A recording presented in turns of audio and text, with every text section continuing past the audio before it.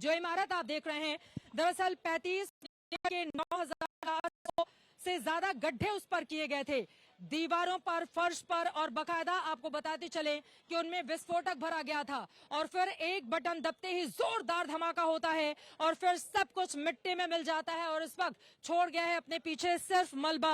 और कम से कम उम्मीद कर सकते हैं कि जिस इलाके में ये पूरी धड़ाम की कार्रवाई हुई है, वहां से अब धुएं का गुबार धीरे धीरे ही सही लेकिन कम होता हुआ, घटता हुआ नजर आ रहा है, क्योंकि अब हम तस्वीरों को साफ साफ देख पा रहे हैं। लेकिन पश्चिमी उत्तर प्रदेश के खासतौर से बुलंदशहर, ग्रेटर नोएडा और उसके पीछे के तमाम लोगों के सामने अब मुश्किलें यहां से बढ़ती हुई चली जाएंगी, जब ये धुआं और धूल के कण जो विस्फोटकों से, चूंकि उसमें विस्फोटक का इस्तेमाल किया गया है, तो वो जो सांस ले रहे होंगे लोग पीछे की तरफ के, उनके लिए आज की स्थिति बहुत मुश्किलों भरी लेकर आई है। ब्लास्ट के बाद वहां पर धुएं का गुबार और अभी भी वो फैला हुआ है, लेकिन मलबा, बहुत बड़ा मलबा वहां पर गिरा हुआ है, तकरीबन 3 से 4 मंजिला तक मलबा वहां पर बिखरा हुआ है आगे की तरफ, फ्रंट की तरफ। यानी कि ये जो बिल्डिंग धराशायी होती हुई गिरी है, वो बिल्कुल आगे की तरफ गिरी है।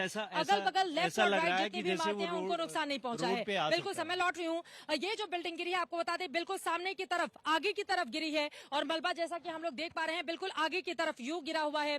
अगल बगल की इमारतों को नुकसान नहीं पहुंचा है, लेकिन थोड़ी देर का इंतजार करना होगा। अगल बगल की इमारतें क्या किसी भी तरह का नुकसान हुआ है, जब ऑडिट होगा, जब चेकिंग की जाएगी, उसके बाद ही शायद इसके बारे में और ज्यादा जानकारी मिल पाए। लेकिन ये जो दोनों ही 800 करोड़ की इमारतें थी वो जमींदोज हो चुकी हैं। डर और दहशत का आलम जो चारों तरफ फैला हुआ था, लोगों के जहन में था। जिस फ्लोर पर हमारी मौजूदगी है, यहाँ पर भी सैकड़ों की तादाद में लोग हैं, अपने अपने मोबाइल कैमरे में तस्वीरों को कैद कर रहे थे। उनके भी मन में ये डर था कि कहीं ऐसा ना हो कि ज्यादा वाइब्रेशन यहाँ पर भी महसूस किया जाए। वो महसूस किया हमने, यहाँ पर खड़े होकर भी महसूस किया हमने, वो डर का आलम भी महसूस किया हमने। हजारों की तादाद में नीचे जो ग्रीन एरिया है, पूरा का पूरा ग्रीन बेल्ट है, उसमें लोग अपने अपने मोबाइल कैमरे के साथ थे, वो इन तस्वीरों को अपने कैमरे में कैप्चर कर लेना चाहते थे।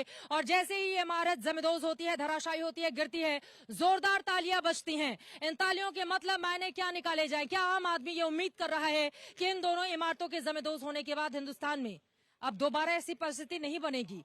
क्योंकि कोच्चि में भी ऐसी परिस्थिति बनी, नोएडा में भी ऐसी परिस्थिति बनी। दोबारा अगर कोई भी ऊंची बिल्डिंग इस तरह से अवैध तरीके से निर्मित की जाती है, तो उसको गिराने के लिए क्या ये एक बड़ा सबक हो सकता है? क्या बिल्डर्स अब चेत जाएंगे? क्या उम्मीद की जाए कि आम आदमी का पैसा अब लूट खसोट का जरिया नहीं बनेगा? क्या उम्मीद हम करें कि सालों सालों पहले जिन लोगों ने अपने पूरे के पूरे पैसे बिल्डर्स को दिए हुए हैं, एक अदद फ्लैट की चाह में अब उनको फ्लैट मिल जाएगी? क्या उम्मीद करें कि इस तरह के टावर्स के, इस तरह के डिमोलेशन के बाद अब दोबारा आम आदमी परेशान नहीं होगा और दोबारा उसे कम से कम वो मानसिक परेशानी झेलनी नहीं पड़ेगी जो एक फ्लैट को खरीदने के बाद वो झेलता है?